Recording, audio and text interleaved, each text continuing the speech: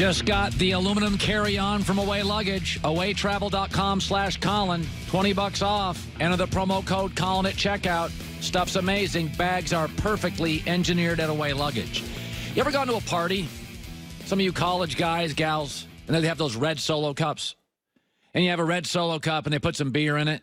And you've set it down, or something, you come back, you're like, oh, I can't, where'd my red Solo cup go? And you don't freak out. You just go get another red Solo cup. You don't really freak out. It's like replaceable, right?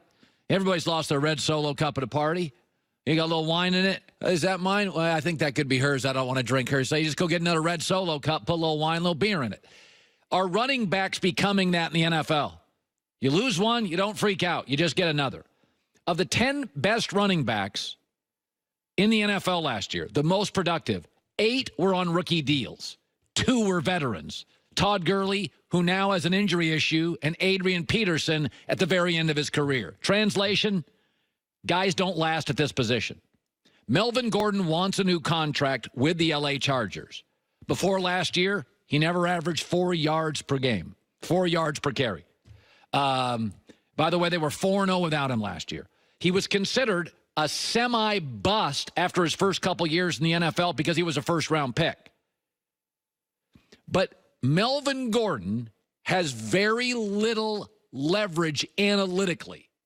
If you look at the direction of the league, I would not pay Melvin Gordon. Bucky Brooks, former player and scout, talked about running backs in general.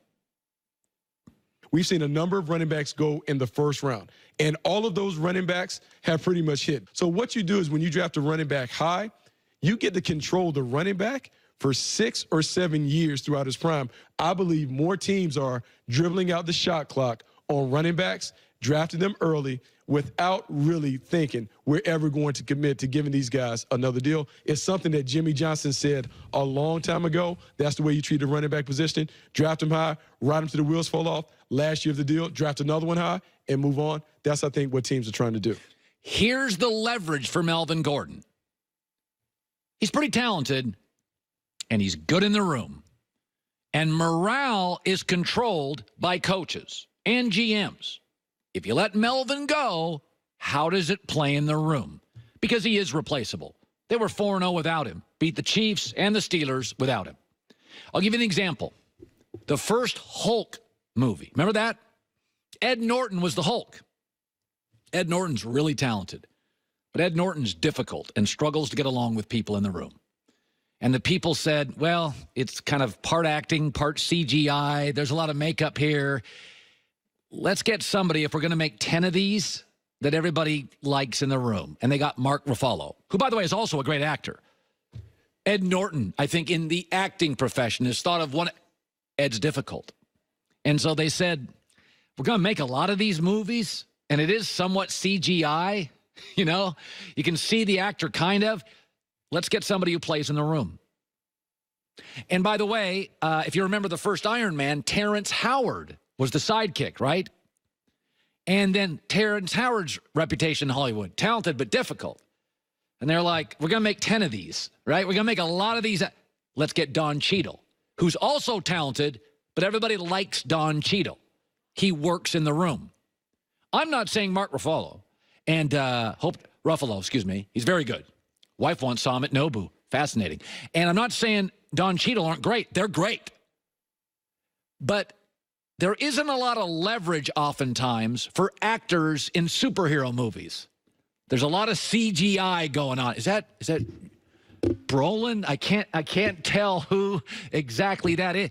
So being likable in the room matters. Melvin Gordon's a running back. They're unbelievably replaceable.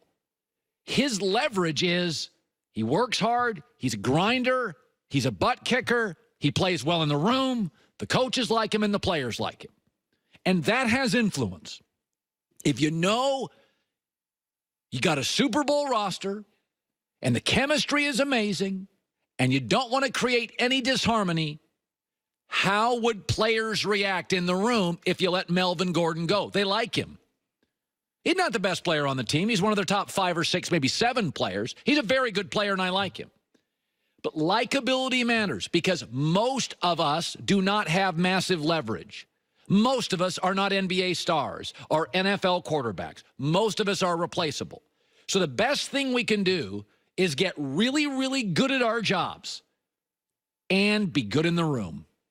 Because you can go to a locker room and get rid of a talented guy who's a pain in the butt, and a lot of guys will back management. But if you go into a room and the guy's pretty talented, but everybody loves him and get rid of him, man, some locker rooms do not recover from that. Players get that T.O.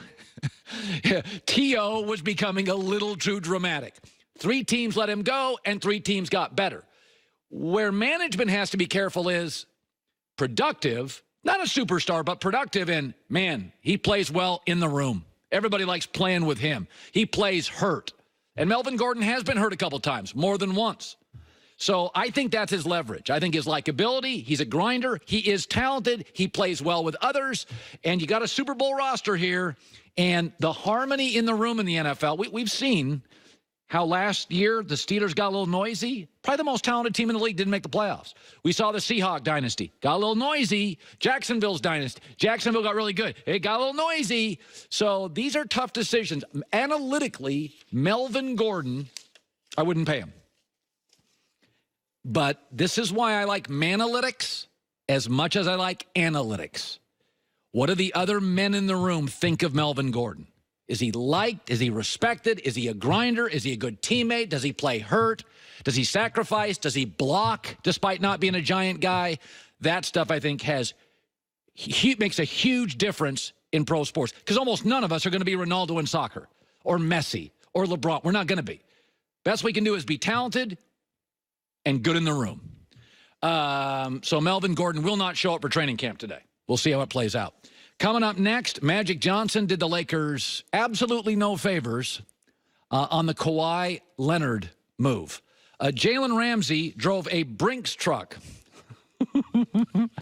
up to the Jaguars camp. Oh, what fun. So hour 2 is right around the corner, plus LeVar Arrington. Car shopping's confusing, a lot of terms, dealer price, list price, invoice. If you have a new car, a used car, it doesn't matter. You want to know the fees and accessories as you're driving up to a certified True Car Dealer Network. I went there, saved $3,000. New or used, TrueCar.com. Check out the true price for a more confident car buying experience. The Herd.